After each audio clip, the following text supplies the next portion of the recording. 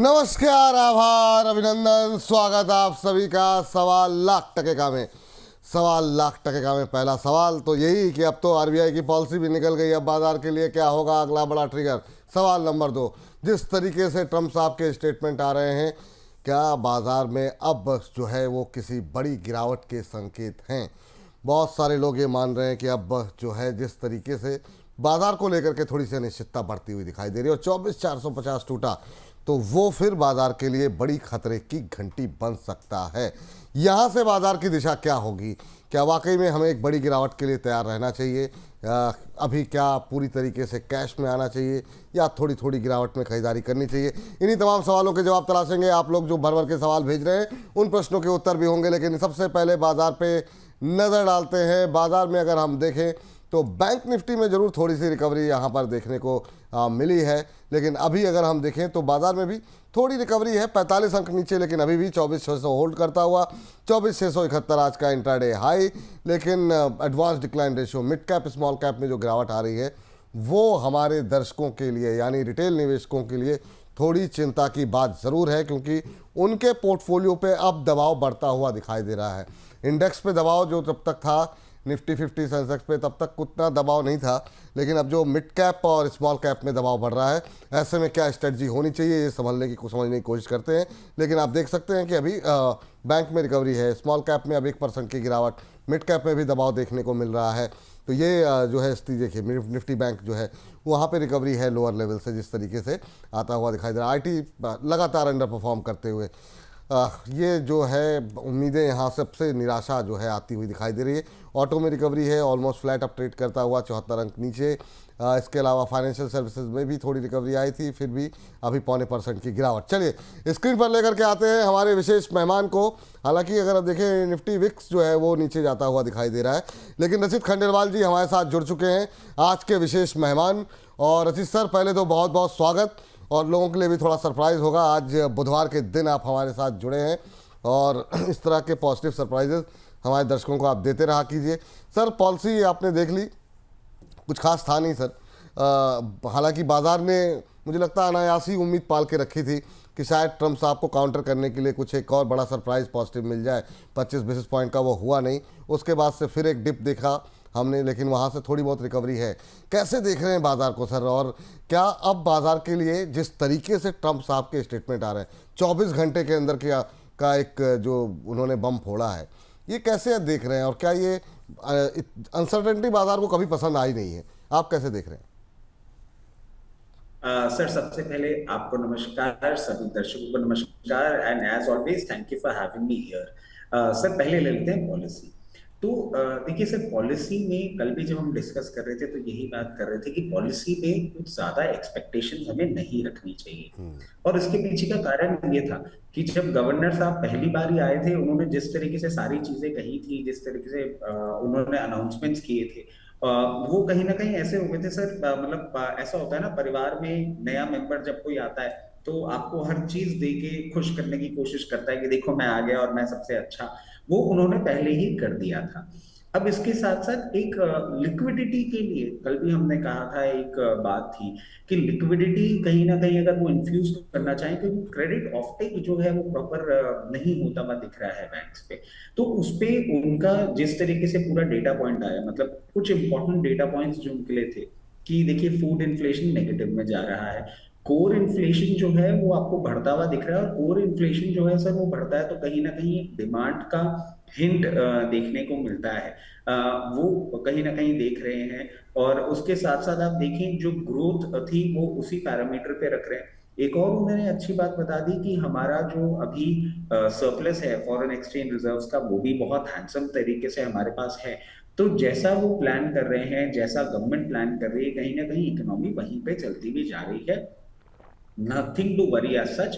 और ये इसी तरीके से चलना चाहिए। तो सर बहुत ही साझा तरीके से उन्होंने सारी बातें बता दी, और मॉनसून का भी उन्होंने बात कर ली कि मॉनसून से हम फूड इन्फ्लेशन कहीं ना कहीं और कूल ऑफ करते हुए देखेंगे। तो ओवरऑल जो वो अपना एक गाइडेंस दे के गए हैं, वो एक रिलैक्सिंग गाइडेंस है। कहीं भी उन्होंने कोई नेगेटिव बात नहीं कही। उन्होंने ये बात जरूर दबी शब्दों में कह दी कि जियो पॉलिटिकल सिचुएशन जो बनती हुई दिख रही है, अब वो आपके और हमारी तरह डायरेक्टली चाचा जी का नाम लेके तो बोल नहीं सकते कि वो क्या हरकतें करते हैं, उससे थोड़ी सी टेंशन बनी हुई है। बट सर उसके लिए वो वेट एंड वॉच कर रहे हैं, और मैं समझ रहा हूँ एक अच्छी पॉलिसी जो उनका कंट्रोल था, जो इकोनॉमिक सिचुएशन थी और जो जियो पॉलिटिकल सिचुएशन थी, उसके हिसाब से एक इनलाइन पॉलिसी थी। तो कुछ रीड करने को ज्यादा था नहीं, बट ये इंपॉर्टेंट पॉइंट्स थे।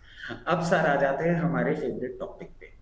अब कल रात को ट्रम्प साहब आए और बोल के चले गए कि मैं अब और आप पे ना ड्यूटी लगाऊंगा। सर एक और बेसिक अंडरस्टैंडिंग ये होनी चाहिए कि आप हम पे ड्यूटी लगाने की बात कर रहे हैं। Any duty which you put above 20% आपके एक्सपोर्ट्स को वैसे ही वायबिलिटी पे कम कर देता है। उसके पीछे का कारण क्या है ना सर, कि वहां पे जो लोग हमारा सामान प्रोक्योर कर रहे हैं उनके लिए भी हमारा जो पर्टिकुलर प्रोडक्ट है वो वायबल नहीं रहता। तो आपने 25% कर दिया, हम नॉन वायबल है, आप इसको 50% कर दीजिए। आप अपनी मन की पूरी कर लीजिए, आप इसको 50,000% कर लीजिए, हम तो ऑलरेडी अबव 20 वायबल बचे ही नहीं। तो अब ये कुछ भी बोले, कुछ भी कहें, कुछ भी समझें और कुछ भी समझाएं। मैं सर फ्राइडे से आपने देखा होगा, जब से हम वो डिस्कशन कर रहे थे ना डेड और डेड इकोनॉमी और वो सब, सर उसमें अब आप देखिए कि ये बात कर रहे थे कि साहब रशिया के साथ आप डील मत करना। जी। साहब दोवेल साहब तो आपके रशिया जा चुके हैं, वो भी मॉस्को में मीटिंग कर रहे हैं। उसके साथ साथ सुनने में ये भी आ रहा है कि आपके जयशंकर जी जो है वो भी जा रहे हैं वहां पे, और वो भी कुछ कुछ बातें कर रहे हैं। तो सर ये तो वही वाली बात हो गई कि मैं आपको आके बोलता हूँ विपुल सर मुझे बिल्कुल पसंद नहीं है, आप शुभम सर जी जो अपनी बातें करते हैं वो आप करना बंद कर दीजिए, और आप 1 घंटे बाद मुझे शुभम सर के साथ सेल्फी खींच के भेज देते हैं। तो ये क्लियर इंडिकेशन है ना कि भाई तेरे बोलने से कुछ नहीं होने वाला, अब हम उसी लाइन पे कर रहे हैं काम जिस लाइन पे हमें करना है। तो सर हम अपनी चाल चल रहे हैं, वो अपने हिसाब से चल रहे हैं। जो हल्का सा आपको टिंकर देखने को मिल सकता है, जो थोड़ा सा हमारे लिए सेंसिटिव पॉइंट हो सकता है, वो हो सकता है आईटी पे अगर उन्होंने कोई बहुत एग्रेसिव अनाउंसमेंट कर दिया तो। उसके अलावा what ever announcement he does, अब जितना डैमेज वो करना चाहते थे ना सर कर चुके हैं। और जी। मेरे हिसाब से सर ये बात हमने फ्राइडे को भी कही थी कि the worst is behind us now. और आप देखें मार्केट्स इसी रेंज में अभी ट्रैवल कर रहे हैं, बट क्या बहुत ज्यादा अब डाउन साइड सर 24,450 के नीचे अगर जाता है, जो आपने अभी शो के स्टार्टिंग में भी कही थी, तब हमें थोड़ी टेंशन होनी चाहिए। अदरवाइज जितनी टेंशन होनी थी और उनकी जो हरकतें हैं वो जिस तरीके से चल रही है, अब चलने देना चाहिए, ज्यादा रेट करने के लिए कुछ है नहीं उनके लिए। चलिए देखते हैं सर। टेंशन तो निश्चित रूप से जो है डेली जो है रात में जो है नई नई टेंशन आती रहती है, लेकिन ठीक है आपने सही कहा कि जो वर्स्ट था उससे ज़्यादा बुरा क्या होगा। चलिए आगे बढ़ते हैं। बहुत सारे लोग आपसे जुड़ना चाह रहे हैं, सवाल पूछना चाह रहे हैं, और काफ़ी सारे सवाल हमारे पास आ चुके हैं। और गौरव त्यागी जी के प्रश्न के साथ शुरुआत करना चाहेंगे। और इनका प्रश्न आया है गेल इंडिया के ऊपर, कह रहे हैं 189 पे लिए हुए हैं, 200 शेयर होल्ड कर सकते हैं 1 साल तक।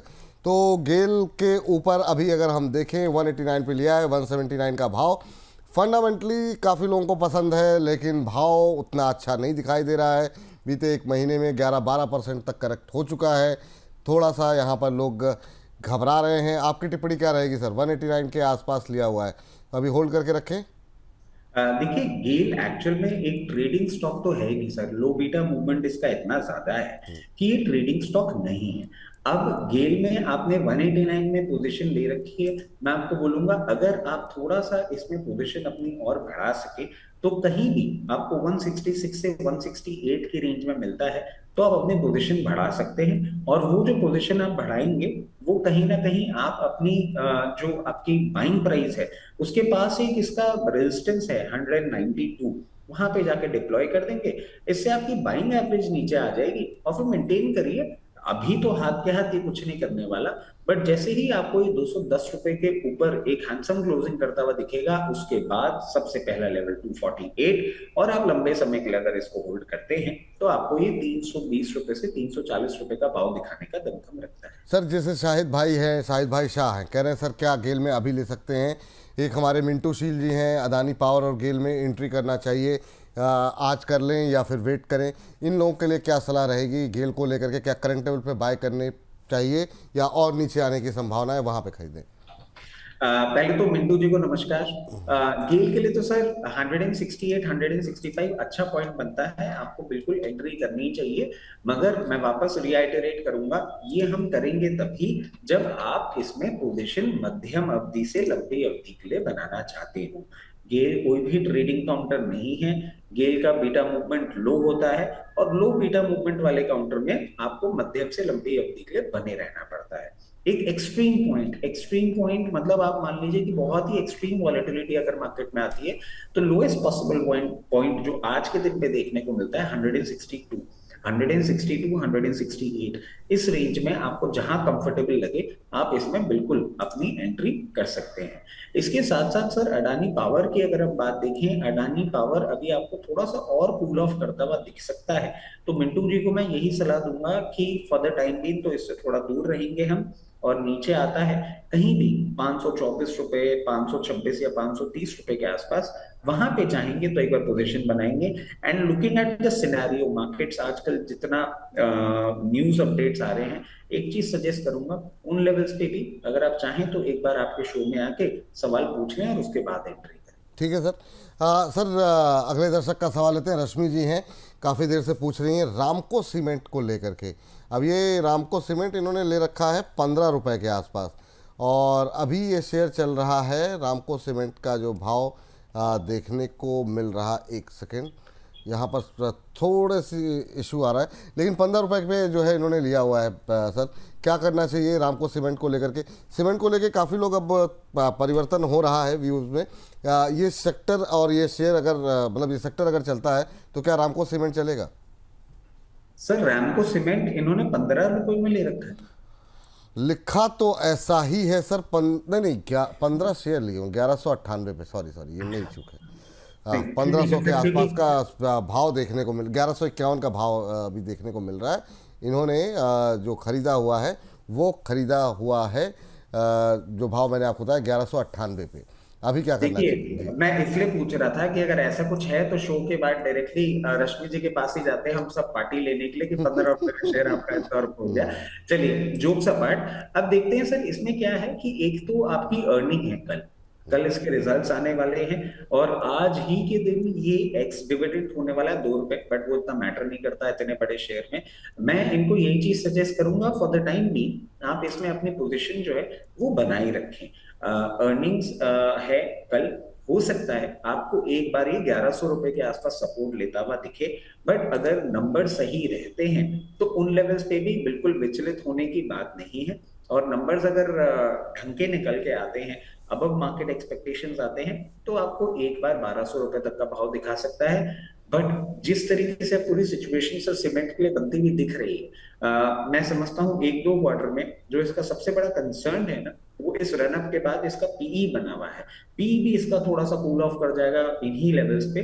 तो अगर आप इसको मध्यम अवधि मतलब 3 से 4 क्वार्टर के लिए अगर रखते हैं, तो आपको एक बार 1250 से 1300 रुपए का भाव दिखा सकता है। मगर अगर आप इतना लंबा नहीं जाना चाहते हैं तो कल रिजल्ट्स अच्छे आए, कहीं भी आपको 1200 1210 रुपए के आसपास मिले, एक बार आप प्रॉफिट बुक करिए, क्योंकि डिस्कम्फर्ट जो है वो वैल्यूएशंस दे रहे हैं। प्राइस टू बुक वैल्यू भी बढ़ के 3.76 हो गई है, और जो ट्रेलिंग टीटीएम पीई है वो भी करीबन 100 पे है। थोड़ा सा वैल्यूएशन स्ट्रेच है। चलिए ठीक। सर आज की पॉलिसी के बाद मनी देव जी हैं। मनी देव जी कह रहे हैं पीएनबी और कैनरा बैंक में सर क्या अभी बाय करना सही रहेगा एक 1 ईयर के लिए? 1 ईयर के लिए अच्छा, जिन लोगों के पास है, जो लोग अभी लॉस में आ गए हैं, उनको क्या एवरेजिंग करने की सलाह रहेगी करंट लेवल पे? जैसे आज अब पीएनबी हरे निशान में आ गया, आधा % के आसपास की मजबूती, अच्छी रिकवरी देखने को मिल रही है। कैनरा बैंक भी अब हरे निशान में आ चुका है, ये भी इंट्राडे हाई पे ट्रेड करता हुआ 109 के आसपास। इन दोनों पे क्या राय रहेगी सर? क्या फ्रेश एंट्री के लिए कोई गुंजाइश है? देखिए फ्रेश एंट्री बिल्कुल सर, जैसे हमने कल भी अपने शो में कहा था, 102 रुपए के आसपास ये आता है। 102 रुपए से कहीं भी मतलब रेंज जो आती है 97 टू 102, इस रेंज में आप बिल्कुल एंट्री कर सकते हैं। मध्यम से लंबी अवधि के लिए पीएनबी अट्रैक्टिव लगता है। और इसके साथ साथ हम कैन बैंक की बात करते हैं तो कैनरा बैंक भी आप देखें, यहाँ पे भी थोड़ा सा कूल ऑफ हो जाए अगर कहीं भी हमको ये मिलता है 106 रुपए। 106 रुपए और डाउन साइड की रेंज है 101 रुपए। 101 से 106 की रेंज में जहां मिलता है बिल्कुल एंट्री पॉइंट बनते हैं। दोनों ही स्टॉक्स क्वालिटी के हैं, बिल्कुल पोजीशन बना सकते हैं। बिल्कुल पोजीशन बना सकते हैं। और इस बीच संदीप जी हमारे साथ जुड़ चुके हैं, रोहतक से हैं। संदीप जी को नमस्कार। नमस्कार जी। नमस्कार जी। कैसे हैं सर आप? ठीक है सर। सर उडको का पता करना था सर, थोड़ा हमें खरीदना चाह रहा था उडको। हुड को खरीदना चाह रहे हैं सर अच्छा ठीक है। कितने समय के लिए आप होल्ड करना चाह रहे हैं इसे आप लेकर के? समय 6 महीने 7 महीने के लिए। 6-7 महीने के लिए, चलिए ये अच्छी बात है कि 5-6 महीने 8 महीने रुक सकते हैं आप, क्योंकि अभी अगर शॉर्ट टर्म का व्यू बहुत ज़्यादा अभी लेने की आवश्यकता है नहीं इस बाज़ार में। सर एक महीने में 5-6% करेक्ट हुआ है, 214 के आसपास अभी चलता हुआ हुडको का शेयर। पीएसयू के साथ ये भी टूटा था, लेकिन बीच में रिकवरी भी आई। कई सारी खबरें यहाँ पर ऑर्डर्स की नए नए आती रहती हैं। अभी क्या करना चाहिए? क्या यहाँ पर करंट लेवल पे खरीदारी करना सही स्ट्रेटजी होगी? सुन पा रहे हैं सर आप? हाँ सर, बिल्कुल मैं जी यहीं पे जी। हूँ। हुडको की अगर हम बात करें ना, हुडको में भी सर एक चीज देखने वाली है कि आज ही इसके रिजल्ट्स एक्सपेक्टेड हैं, अभी तक आए नहीं है ना सर। नहीं नहीं, मेरे ख्याल से नहीं आया, मैं एक बार चेक भी कर लेता हूँ। हाँ, तो रिजल्ट्स का थोड़ा सा वेट कर लें और फ्रेश पोजीशन की जहां ये बात कर रहे हैं, थोड़ा सा कूल ऑफ अगर करता है कहीं भी आपको ये मिलता है नियर अबाउट 202 रुपए के आसपास और अपर एंड में 208 रुपए के आसपास। इस रेंज में एक बार पोजीशन बना लें, बट उसके पहले मैं बोलूंगा एक बार रिजल्ट्स आ जाने दें। अगर रिजल्ट्स कोई ज्यादा ही खराब आते हैं तो फिर हो सकता है आपको लोअर लेवल देखने को मिले, जो कि कहीं 192 लेवल्स पे आता है। और अगर रिजल्ट्स खराब नहीं आते हैं तो इसी रेंज में जहां आपको एंट्री पॉइंट मिले, जो हमने आपको सुझाया है, वहां पे बिल्कुल आप पोजीशन बना सकते हैं। मध्यम अवधि की बात करेंगे, सबसे पहला टारगेट आएगा 246 और उसके बाद के लेवल्स आपको दिखेंगे 294 तक। चलिए ये बात है यहाँ पर। इस बीच संजय कुमार धीर जी कह रहे हैं, विपुल सर, रचित सर नमस्कार, कह रहे हैं कि दाढ़ी सेट कराने से स्मार्टनेस बढ़ गई है। ये दाढ़ी सर मतलब इतनी माइन्यूट जानकारी, मतलब कैसे कोई, अच्छा मैंने गौर ही नहीं किया इस बारे में, मतलब अच्छा सही कह रहे हैं ये सर, सही कह रहे हैं? नहीं नहीं सर, आपके लिए क्या है, आपके परेशानियां अलग है ना। पहले आपको मल्होत्रा साहब का ख्याल रखना था, फिर आपके पास प्रदीप भाई आ गए थे, फिर आपके पास बैकएंड में भी बहुत सारी चीजें हैं। तो आपका तो क्या आधा दिन निकल चुका है। ये बिल्कुल सही बात है सर। और क्या है, मैं आपको बताऊं एक्चुअल प्रॉब्लम क्या है। मैं बहुत आलसी आदमी हूँ। मैं यूजुअली बहुत टाइम ले लेता हूँ ये सब चीजें करने में ना, तो घर वालों से भी झाड़ पड़ती रहती है। बट अभी कुछ इंपॉर्टेंट मीटिंग्स हैं जो मुझे कल से अटेंड करनी है, तो उसके लिए सबका वाह ऐसा ना सर, लेकिन हुलिया ठीक करके जाना। लेकिन सैल्यूट है भाई हमारे दर्शकों को संजय जी, वाह, मतलब क्या ऑब्जर्वेशन है सर आपका, मतलब वाह, शानदार, अद्भुत, वाह। चलिए बजाज हाउसिंग फाइनेंस बताइए सर, संध्या रानी जी जानना चाह रही हैं, एवरेज करना चाह रही हैं कि बजाज हाउसिंग फाइनेंस में अभी क्या एवरेज करना सही रहेगा। बजाज हाउसिंग फाइनेंस को लेकर के काफ़ी लोगों की पोजीशन फंसी हुई है सर, आधा पौना % के आसपास की अभी गिरावट 113 के आसपास चल रहा है। उम्मीदें काफ़ी ज़्यादा थी, उस हिसाब से प्रदर्शन रहा नहीं बजाज हाउसिंग फाइनेंस का, हालांकि सेंटिमेंट भी खराब हो गया बाजार का।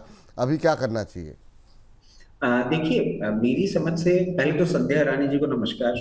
और मैं ये बोलूंगा कि अगर आपने अराउंड 124 लेवल्स पे भी ले रखा है ना, तो यहाँ पे एवरेज करने की बात मत करिए अभी। हाँ, अगर गिवन अ चांस मान लें कि हायर लेवल पे कहीं 148 या ऐसे किसी लेवल पे है, तो मैं इनको सजेस्ट करूंगा थोड़ा सा और कूल ऑफ करने दें। कहीं भी 108 रुपए के आसपास आता है, वहां पे एवरेज करने की एक बार सोचें। और इसके पीछे का कारण ये है sir, actually Bajaj housing finance से एक्सपेक्टेशंस इसलिए भी रख ली गई क्योंकि एक तो लिस्टिंग इस तरीके से हुई और उसके बाद परफॉर्म किया। बट रियलिटी ये है, जैसे सर आपने जियो फाइनेंस को टाइम दिया था, अब वो परफॉर्म करना चालू कर रहा है। बजाज हाउसिंग फाइनेंस को भी आपको थोड़ा सा टाइम देना होगा, अभी ये सिर्फ बेस फॉर्मेशन कर रहा है। और सर एक पहले भी हम बात शेयर कर चुके हैं कि जब कोई भी काउंटर बेस फॉर्मेशन में टाइम लगाता है ना, उसके बाद जब वो ब्रेकआउट देता है बहुत अच्छा मूवमेंट करता है। तो थोड़ा सा पेशेंस के साथ इसको होल्ड करें, ये ब्रेकआउट देगा जरूर, और ब्रेकआउट जब देगा ना तो आप देखिएगा बहुत अच्छा परफॉर्म करेगा, जैसे कि आपका अब जियो फाइनेंशियल परफॉर्म करता हुआ दिख रहा है। अब हो सकता है आप ये पूछेंगे भाई साहब ब्रेकआउट आएगा कब? सर ब्रेकआउट इसका आएगा 138 के ऊपर जब ये क्लोजिंग करेगा, उसके बाद आपको एक अच्छा अपसाइड देखने को मिलेगा। टिल द टाइम इसी रेंज में रहेगा, तो लोअर लेवल पे एवरेज करें अगर हायर लेवल पे ले रखा है, अदरवाइज रहने दें। अगर 124 125 पे ले रखा है तो एवरेज करने की मेरे हिसाब से कोई जरूरत नहीं। अच्छा ठीक है, बहुत अच्छी बात। अब आपने जियो फाइनेंस छेड़ा है तो जियो फाइनेंस और एचडीबी फाइनेंस दोनों पे राय आप दीजिए सर। ये दोनों ही शेयरों पे काफ़ी सवाल रहते हैं। अभी कुछ लोग खरीदारी भी करना चाह रहे हैं जियो फाइनेंस पे, क्या खरीद सकते हैं आज की इस गिरावट में? 1.25% नीचे है, 328 के आसपास, और जिनके पास है कहाँ पे उनको कहाँ तक होल्ड करना चाहिए? सर देखिए, अगर आप जियो फाइनेंस की बात बोले एंट्री कर सकते हैं, तो ये तो सर हम तो अब वही है ना, हर लेवल पे बोल रहे हैं कि आप बिल्कुल एंट्री करें। यहाँ पे के लिए भी मैं आपको एक चीज बोलूंगा कि अभी 328 रुपये चल रहा है, यहाँ पे 10-15%, 20% जितना भी आप टोटल लेना चाह रहे हैं उसका ले लीजिए, क्योंकि मार्केट वॉलेटिलिटी के चलते एक बार ये आपका जरूर टेस्ट करता हुआ दिखा सकता है 306 रुपये तक। बट जिस तरीके से ये है, मैं आपको बोलूंगा प्लीज उस लेवल का वेट मत करिए, ये ब्रेकआउट देके ऊपर जा भी सकता है। तो इसलिए यहाँ पे थोड़ी सी हम पोजीशन बना के रखेंगे, और 306 तक हर 3-4 रुपए के डाउन साइड के साथ साथ हम अपनी इसमें पोजीशन बढ़ाते जाएंगे। और लेवल्स की अगर बात करें सर, देखिए मेरी समझ से अब इसका टाइम चालू हुआ है, अभी it is too early for us to talk about the levels. आप इसमें थोड़ा सा टाइम दें। सबसे पहला लेवल अब जो आएगा वो आएगा 378 रुपए, और उसके बाद 406 410 रुपए तक भी ये जाने का दमखम रखता है वेरी नियर फ्यूचर।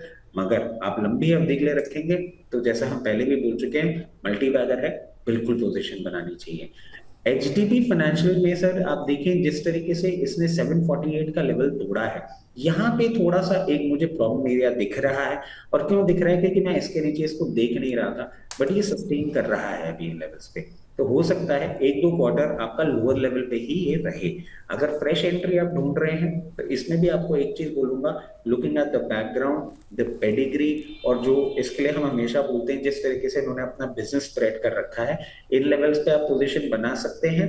और 724 716 इन लेवल्स तक अपनी पोजीशन कंप्लीट कर लीजिएगा। जैसे ही ये अब रिवर्सल देगा 768 के ऊपर, फिर मैं समझता हूं आपको वापस 840 और उसके बाद 960 तक का मूवमेंट करता हुआ दिखा सकता है। ठीक।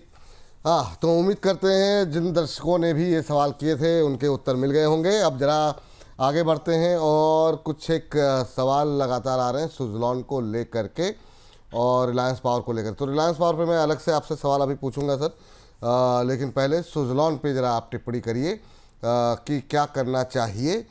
एक अच्छी रिकवरी आई थी, फिर बाज़ार की गिरावट में 65 के आसपास ही खैर झूल रहा है अभी, आज 0.25% के आसपास की गिरावट, 65 के आसपास चल रहा है।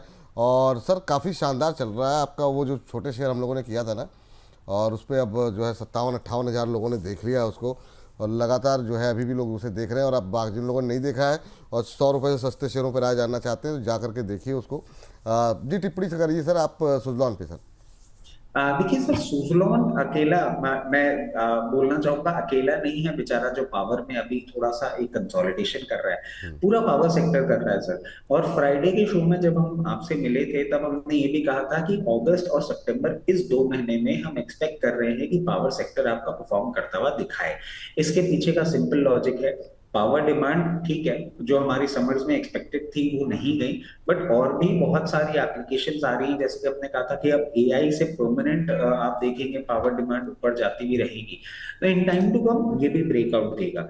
सुजलॉन में अगर आपने पोजीशन बना रखी है इन लेवल्स पे, बिल्कुल बेधड़क आराम से बैठे, कोई परेशानी वाली बात नहीं है। अभी जब हमने इसके लिए बोला भी था, जब ये ऊपर के लेवल पे चल रहा था, कि कभी भी आपको 61 रुपए या 60 रुपए के आसपास दिखे, वहां पे आप इसमें और एवरेज करना चाहें तो कर सकते हैं। इसमें थोड़ा सा आपको टाइम देना होगा। जब ये 74 रुपीज तक जाएगा, अगर आपने इसको बहुत कम अवधि के लिए ले रखा है, वहां पे प्रॉफिट बुक करेंगे। अगर मध्यम अवधि के लिए आप होल्ड करते हैं तो 74 तो आपके लेवल ही नहीं है। सबसे पहला लेवल आएगा 84 86 का, उसके बाद जब ये ब्रेकआउट देगा तो 104 106 तक जाने का दमखम रखता है। और वहां पे भी मैं आपको बोलूंगा कि वो इसका फाइनल डेस्टिनेशन नहीं होगा। सुजलॉन एक बहुत पोटेंट काउंटर है, लंबी अवधि में अच्छा रिटर्न देगा। हाँ चलिए, यहाँ पर लंबी अवधि में अच्छे रिटर्न की बात हो रही है, लेकिन अब जरा एक शेयर के बारे में बात करते हैं जिसमें शिखा मैत्तिया जी की टिप्पणी आई है, सवाल आया है। 50 रुपये पे इन्होंने लिया हुआ है रिलायंस पावर। रिलायंस पावर पे हम लोगों ने काफ़ी डिटेल में बातचीत की थी, फ्राइडे को भी बातचीत की थी, और कल जो है कुछ एक परसों कुछ एक टिप्पणियाँ ऐसी आई जिसमें लोग कह रहे थे कि इन्होंने तो खरीदारी की सलाह दी थी, इनको बहुत पसंद था। बहुत सारी तरह की टिप्पणियाँ देखने को मिली। देखिए, होता ये है कि जब आप किसी कंपनी पर कोई रिकमेंडेशन अपने चैनल पर हम लोग डिस्कस करते हैं, या कोई भी एक्सपर्ट, रचित जी हैं, बाकी लोग हैं, अपनी तरफ से बेस्ट परफॉर्म करने की हर कोई कोशिश करता है ताकि आपका पोर्टफोलियो चमकता रहे। कंपनी अंदर से क्या कर रही है ये किसी को नहीं पता। हम सब उसी मुद्दे पर, उन्हीं विषयों पर बातचीत करते हैं जो पब्लिक डोमेन में है, जो कंपनी बता रही है। आर पावर के रिजल्ट्स बेहतर हो रहे थे। आर पावर अपने कर्ज को लगातार घटा रहा था। फंडामेंटल एक बड़ा चेंज आ रहा था, लगा कि ये भी सुजलॉन की तरह आगे बढ़ता हुआ दिखाई देगा। हालांकि तब भी अनिल अंबानी को लेकर के थोड़ी सी आशंका कुछ एक एक्सपर्ट्स के मन में थी कि शायद कहीं ऐसा ना हो कि फिर से धोखा मिले, लेकिन उम्मीद थी कि शायद इनके सुपुत्र जी अब कमान संभाल रहे हैं तो बेहतर करेंगे। लेकिन ये जो डेवलपमेंट बीच में सामने आए और ईडी से पूछताछ का मामला आया, उसके बारे में किसी को जानकारी नहीं थी। उसके बाद से लगातार लोअर सर्किट देखने को मिला। लेकिन जब भी कुछ ऐसा कुछ होता है, कंपनी के अंदर कुछ अगर ऐसा कुछ पकड़ा है जिसके बारे में पब्लिक डोमेन में जानकारी नहीं है, तो भी लोग हम लोगों को दोषी मानते हैं। तो सर, हम उसी बात पे बातचीत कर सकते हैं जो हमारे सामने दिख रही है। अब मैं चाहूँगा रचित जी कमान संभाले और बताएं कि क्या करें। आज काफ़ी दिनों बाद, मतलब 2-3 दिनों बाद लोगों को एक एग्जिट का मौका मिल रहा है। क्या ये वाकई में एग्जिट अपॉर्चुनिटी है, या फिर जो है ये गिरावट जो है वो खरीदारी का मौका भी हो सकती है? जरा गूगल फाइनेंस के चार्ट लेके आइए। इंट्राडे हाई पे ट्रेड करता हुआ, नए इंट्राडे हाई बनते हुए अपर लोअर सर्किट खुल गया है अब 1.5% ऊपर। तो जिनके पास है, क्या उनको थोड़ा वेट करना चाहिए? सर, आपकी टिप्पणी अब। सर देखिए, आपने ये जो बात बोली ना, ये बिल्कुल सही है, और मैं समझता हूँ मेजॉरिटी हमारे जो दर्शक हैं वो ये बात समझते भी हैं, बट कुछ लोग शायद ये बात नहीं समझते। और उस टिप्पणी पर सर आगे और एक टिप्पणी आ गई थी जो मतलब हास्यजनक लगी मुझे। और वो हास्यजनक क्यों लगी कि उसमें ये लिखा था कि इन लोगों पे भरोसा मत करो, और फिर एक टिप्पणी ये थी कि रचित खंडेलाल के सारे शेयर गलत ही होते हैं। सर चलिए ठीक है, अब ये तो the audience are the best जज टू डिसाइड, हम लोग इसमें कुछ नहीं बोलेंगे। मगर सर एक चीज मैं बोलूंगा, जितने भी हमारे ऑडियंस हैं वो प्लीज पिछले 2-3 हफ्ते जब से ये न्यूज ब्रेकआउट हुई है ना, तब से हमने आर पावर के लिए कुछ लेवल दिया था, और सर वो लेवल प्लीज जाके विजिट करें, क्योंकि हायर लेवल पे ना सब जो स्टकअप हो गए थे उन्होंने पूछा जरूर था कि अब ये क्या होगा। हमने कहा था जब तक ये सिचुएशन पूरी ठीक नहीं होती है, एक बार फॉर द टाइम बीइंग आप इसमें बने रहें, देखते हैं आगे क्या क्या होगा।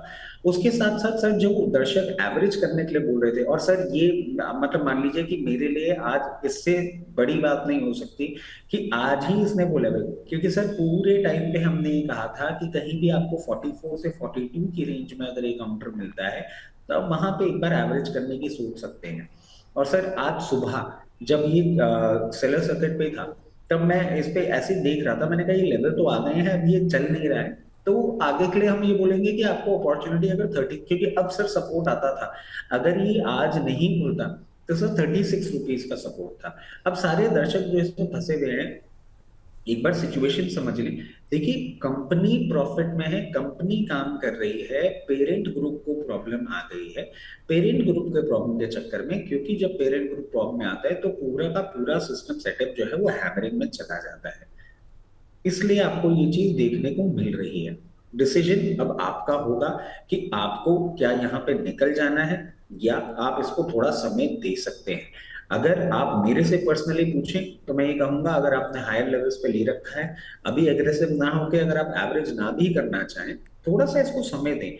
जब तक पूरी की पूरी रिपोर्ट सामने नहीं आ जाती, जब तक पूरी क्लैरिटी नहीं आ जाती, आप यहां से निकलेंगे और मान लीजिए कल को, क्योंकि सर एक सुगबुगाहट और भी है जो कि अब मार्केट में कहीं ना कहीं चल रही है कि ये फाइनल लास्ट लेग है, और ये जितनी बातें उठी हैं उसके बाद एडीएजे ग्रुप जो है अनिल अंबानी जी का, वो इन सारे केसेस को सेटल करके सब कुछ साफ करके अब मूव फॉरवर्ड करना चाह रहा है, उसी के लिए ये सारी चीजें डेवलप हुई हैं। अगर वो होता है तो फिर आपकी एक अपॉर्चुनिटी मिस होगी। अगर वो चांसेस आप नहीं लेना चाहते हैं, आपके पास अपॉर्चुनिटी है, आप इसमें से एग्जिट कर लें और अकॉर्डिंगली अपनी पोजीशन मैनेज करें। ठीक। इन जनरल मतलब आपका दिल क्या कहता है, एक बार के लिए होल्ड करना चाहिए सर? बाकी लोग अपने फाइनेंशियल एडवाइजर से ला लेंगे, लेकिन अगर आपके पास होते तो क्या आप होल्ड करते इस समय? सर एक अब बात हो ही गई है तो डिस्क्लेमर दे देता हूँ, मेरे पास भी है। और गलत बात तो क्यों बोलूंगा सर, आज मैंने थोड़ा सा एवरेज किया है इसमें अपनी पोजीशन को, मैं गलत नहीं बोलूंगा, मैंने किया है क्योंकि उसके पीछे का कारण है सर। एक बेसिक चीज है, देखिए वैसे तो मार्केट में जो भी आप इन्वेस्टमेंट करेंगे एट रिस्क रहता है। और पीएनबी हाउसिंग फाइनेंस जो हमने रिसेंट एक्सीडेंट देखा कि मैनेजमेंट 5 दिन पहले आके गाइडेंस अच्छा देते हैं, रिजल्ट अच्छा देते हैं, सारे ब्रोकरेज हाउस उसकी री रेटिंग कर देते हैं और एकदम से एक दिन रेजिग्नेशन आता है और स्टॉक इतना ज्यादा करेक्ट करता है। This is bound to happen, कभी भी हो सकता है।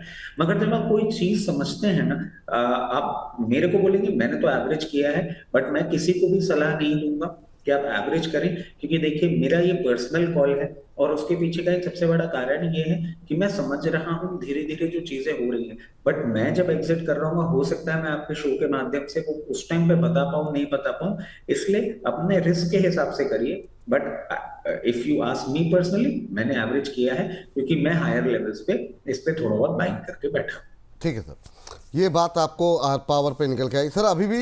लेकिन एक न्यूट्रल व्यू लेकर के अगर सुजलॉन और आर पावर को एक साथ कंपैरिजन करें तो बेटर पोजीशन में कौन लगाए दिखाई दे रहा है अरे सर ये तो बात ही अलग, सुजलॉन से ऊपर कुछ नहीं है सर, सुजलॉन सुजलॉन है।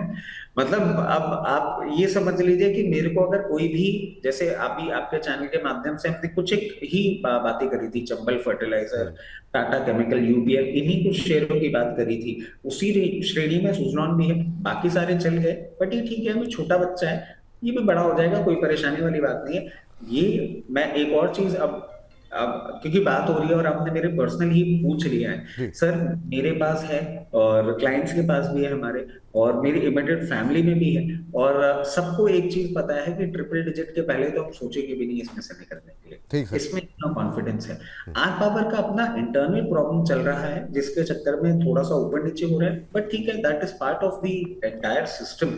तो उसके साथ कई बार वो बोलते हैं ना सर, एक पुरानी कहावत है, if you can not handle the heat get out of the kitchen, वो वाली सिचुएशन होती है।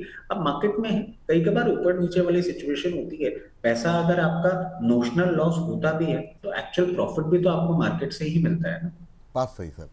पावर की बात चल रही है तो जरा एक आइनॉक्स विंड भी देख लीजिए। राज गोस्वामी जी हैं हमारे दर्शक और वो जानना चाह रहे हैं, 225 रुपये के भाव पर लिया हुआ है इन्होंने आइनॉक्स विंड का शेयर, और अभी आइनॉक्स विंड के अंदर जो है 148 का भाव देखने को मिल रहा है।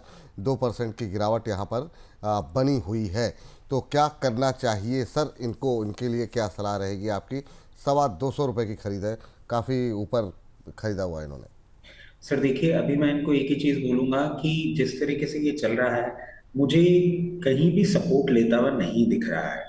और अभी ये जिस तरीके से चल रहा है, मैं समझता हूँ एक बार आपको ये 128 रुपये, 126 रुपये तक दिखा सकता है।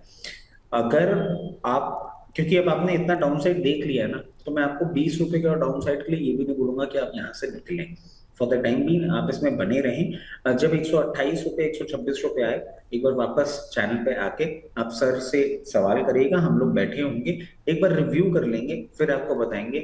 यहाँ से कोई रिवर्सल नहीं दिख रहा है तो मैं आपको एवरेज करने के लिए भी नहीं बोलूंगा यहाँ पे। ठीक है सर, एवरेज करने के लिए नहीं बोलेंगे तो प्रीति मजूमदार जी का ज़रा सवाल ले लीजिए। और कह रही हैं, hello sir please take my question. बिल्कुल ले लिया प्रीति जी। सीमेंस इंडिया में कह रही हैं कि सीमेंस इंडिया में फंसी हुई हूँ, क्या करूँ इसमें? मेरे पास 4835 के प्राइस पर हैं, 4835 पे होल्ड कर सकती हूँ फॉर द नेक्स्ट 1 ईयर अगर मेरा प्राइस आ सकता है तो। सीमेंस अपने क्षेत्र में एक समय काफ़ी दिग्गज कंपनियों में गिनी जाती थी, अभी भी है। अभी क्या करना चाहिए सर सीमेंस को लेकर के? जिस भाव पे इन्होंने खरीदे हैं, क्या इनके भाव वापस आ सकते हैं? देखिए, मैं इनको एक ही चीज बोलूंगा कि ऐसे मत बोलिए कि आप सीमेंस में फंसी हुई हैं। सीमेंस क्योंकि क्वालिटी स्टॉक है। अभी आप ये देखिए कि जो इसमें एक एडजस्टमेंट भी आपको देखने को मिला था, उसके बाद ये जो प्राइस आपको देखने को मिल रही है।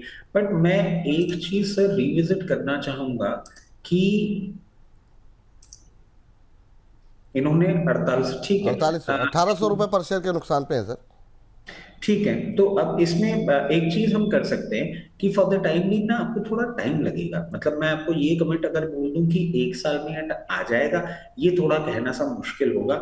तो हम एक अलग स्ट्रैटेजी अपनाते हैं। अब हम क्या करते हैं कि जब भी हमको ये मिलता है 2840 रुपए, 2840 के लेवल पे मिलता है, वहां पे हम बाइंग कर लेंगे। बाइंग करके हम 3400 पे डिप्लॉय करेंगे।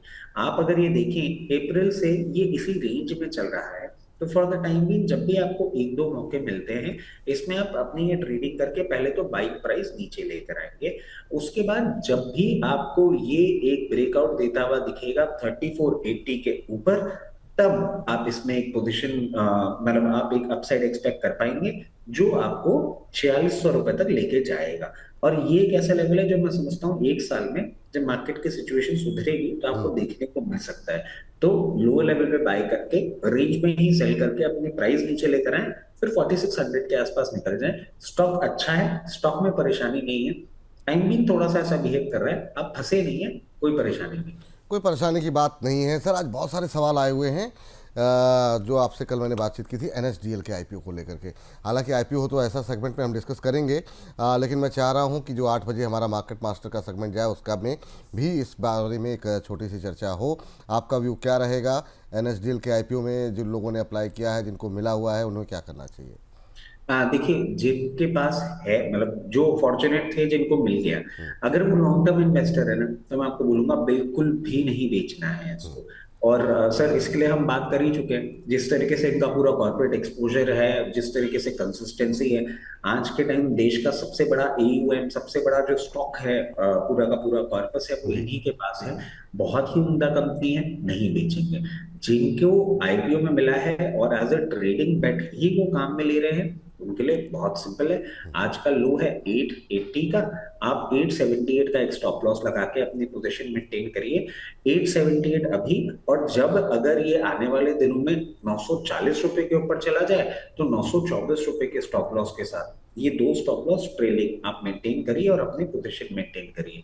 लॉन्ग टर्म इन्वेस्टर्स को तो बिल्कुल भी नहीं सोचना है। जी। जो फ्रेश खरीदारी करने के लिए बोल रहे हैं, उनके लिए मैं एक चीज बोलूंगा कि अगर आप लॉन्ग टर्म इन्वेस्टर हैं तभी इसमें खरीदारी करिएगा करंट लेवल्स पे, और पूरी एक साथ मत करिएगा। इसको हफ्ता 10 दिन चल लेने दीजिए। जो लोअर लेवल ये आगे आने वाले समय में डिफाइन करेगा, वहां पे हम आपको पूरा का पूरा जो आपका पर्पस है वो कंप्लीट करने के लिए सजेस्ट करें। ठीक सर। सर ये लेकिन बड़ा ही कन्फ्यूजन की स्थिति हो जाती है लोगों के लिए। अब अब लोग अभी सवाल करेंगे थोड़ी देर में कि जैसे आपने कहा कि बिल्कुल बेचना नहीं है, होल्ड करना है। अभी हमने 10 बजे का शो किया, उसमें 2-3 गेस्ट थे, अरुण केजरीवाल जी और तमाम लोग। उन्होंने एक अरुण जी का मानना ये था कि नहीं, आप जो है तुरंत निकल जाइए, CDSL ज़्यादा बेहतर है, और इस पूरे सेक्टर में अभी थोड़ा सा दबाव प्रेशर रह सकता है। हल्दर साहब का मानना था कि नहीं, आप होल्ड करके रखें। तो ऐसे में व्यूअर्स के सवाल बाद में आते हैं कि सर बड़ा कन्फ्यूजन में हो गए। अच्छा, ये हम लोगों ने अपलोड कर दिया है, तो ये आप लोग देख सकते हैं 3-3 एक्सपर्ट की राय। लेकिन यहाँ पर भी हल्दर जी की राय अलग है, अरुण केजरीवाल जी की राय अलग है। हल्दर जी और प्रदीप जी जो है, प्रदीप हल्दर जी और रचित जी की राय यहाँ पर एक जैसी है, अरुण जी की राय अलग है। तो इस पर कोई टिप्पणी करना चाहेंगे सर क्या आप? सर, मैं एक ना बेसिक बता देता हूँ आपको। अरुण जी भी आप देखिए सीनियर एनालिस्ट है, उनकी पूरी रिस्पेक्ट है। हो सकता है कि उन्होंने इसलिए बोला हो क्योंकि ये अभी परफॉर्म करता हुआ नहीं दिखेगा आपको। मतलब उनका सिर्फ इतना सा कहना है कि अभी परफॉर्म नहीं करेगा, और उसके पीछे का कारण भी है सर। जब इसके आईपीओ की बात हुई थी, आपको ध्यान हो, प्रदीप भाई बैठे हुए थे। मैंने कहा था कि प्रदीप भाई सीडीएसएल है, मैं एनएसडीएल हूँ। प्रदीप भाई के पास क्या है, रिटेल का कॉर्पस बहुत बड़ा है। अब सर, रिटेल का कॉर्पस जिनके पास बड़ा होता है ना, उनके साथ सबसे बड़ा एडवांटेज, मतलब आप इसका बिजनेस मॉडल अगर समझेंगे ना, इनको पर ट्रांजैक्शन चार्जेस मिलते हैं। अब पर ट्रांजैक्शन चार्जेस में क्या होता है सर, कि जितना आपके पास रिटेल है, रिटेल की शेयर क्वांटिटी मोबिलाइज कम होती है, मगर ट्रांजैक्शन ज्यादा होते हैं। तो उसमें क्या होता है, उसमें आपको दिखता है ग्रोथ आ रही है या कम हो रहा है। अब मार्केट सेंटिमेंट जब खराब होता है ना, तो रिटेल में आपको कम वॉल्यूम दिखता है, जो कि हमने सीडीएसएल के रिजल्ट्स में देखा भी था। और मार्केट सेंटिमेंट जैसे ही अच्छा होने लग जाता है, रिटेल पार्टिसिपेशन बढ़ता है, तो वो ट्रांजैक्शंस के चार्जेस उसी हिसाब से बढ़ जाते हैं। तो सीडीएसएल में फ्लक्चुएशन ज्यादा देखने को मिलेगा। एनएसडीएल में क्या है, जो मैं आपको बात बता रहा हूँ, इनका कॉर्पस बहुत बड़ा है सर, और इनके ट्रांजैक्शन ना कंसिस्टेंट रहेंगे, क्योंकि ये इंस्टीट्यूशन में है। इंस्टीट्यूशन को तो ट्रांजैक्शंस करने ही हैं, जो भी वो अपने डेली बेसिस के ट्रांजैक्शंस है वो करेंगे ही करेंगे। तो और सबसे बड़ी बात क्या है कि मार्केट की वॉलेटिलिटी में अगर आप देखें तो सीडीएसएल को ज्यादा वॉलेटिलिटी देखने को मिलेगी, इसको मिलेगी। मगर ये अच्छा क्यों है? जी। क्योंकि सर इसका जो पेडिग्री है, एक तो बैकग्राउंड जहां से ये आते हैं, और क्योंकि आप इंस्टीट्यूशन का इतना बड़ा क्वांटम हैंडल करते हैं ना, तो आप एक कंसिस्टेंट ग्रोथ दिखाते रहेंगे जैसे जैसे इंडियन इक्विटी मार्केट बढ़ेगा। ठीक। इसीलिए मैं आपको बोल रहा हूँ, लॉन्ग टर्म इन्वेस्टमेंट अगर आप करेंगे तो हम्म। ये अच्छा, और अगर ट्रेडिंग बेट ढूंढेंगे तो सीडीएसएल अच्छा। चलिए ठीक है सर, काफ़ी डिटेल में आपने बताया। इस बीच हमारे एक दर्शक हैं करीम साहब। करीम साहब बहुत देर से पूछ रहे हैं, पंजाब केमिकल क्रॉप में फ्रेश बाई करना चाह रहे हैं। अगर अभी देखें पंजाब केमिकल को लेकर के क्या राय होनी चाहिए। अभी ये शेयर चल रहा है 1312। अरे सर ये मतलब क्यों खरीदना चाह रहे हैं? आज 4.25% नीचे। अच्छा, लोगों जैसे थोड़ी सी गिरावट कहीं पर गहराती है, लोग तुरंत कहते हैं खरीद लें। अभी क्या करना चाहिए सर? 4-5 दिन में 10% करेक्ट हो गया, और हालांकि चला बहुत तेज़ था, और ये 1547 का हाई जिसने लगाया है 29 जुलाई को, और वहाँ से अब नीचे आ रहा है। आप क्या इस लेवल पे कंफर्टेबल हैं खरीदारी करने के लिए? देखिए, इनको ना एक चीज मैं बता देता हूँ कि कंपनी एक तो बहुत छोटी है, 1600 करोड़ की कंपनी है सर। अभी आपने देखा होगा केमिकल स्पेस में ना आपको एक मूवमेंट देखने को मिला था, फर्टिलाइजर केमिकल स्पेस में एक मूवमेंट देखने को मिला था। अब कंपनी छोटी है, इजी टू मोबिलाइज है। अब इसमें क्योंकि मैंने इसको फंडामेंटली बिल्कुल स्टडी नहीं किया है, सिर्फ आपको बेसिक टेक्निकल्स दे देता हूँ। एक तो सेक्टर का पी 28 का है सर, इसका ट्रेडिंग है 35 का। कहीं ना कहीं इन लेवल्स पे भी वैल्यूएशन थोड़ी सी ज्यादा है। उसके अलावा जो डिटेल मैं थोड़ी बहुत इकट्ठी कर पा रहा हूँ कि एक तो इसमें ना सेल्स ग्रोथ पिछले 5 सालों से खराब ही हो रही है, और एक इनका एक साइकिल होता है सर, ट्रेड साइकिल, वो भी बढ़ता हुआ दिख रहा है। तो अगर आपने पोजीशन नहीं बनाई है ना, तो ये एक सिर्फ बोलते हैं ना पंटर ट्रेड टाइप काउंटर है। अभी आप इससे दूर रहेंगे तो अच्छा है, क्योंकि ऐसे वॉलेटाइल मार्केट में ना, जब मार्केट तेज हो रहा होता है तो आप एक चांस ले सकते हैं, बट ऐसे वॉलेटाइल मार्केट में ऐसे स्टॉक्स जो फंडामेंटली इतने स्ट्रांग नहीं होते, उनसे दूरी बना के रखना ही ज्यादा अच्छा था।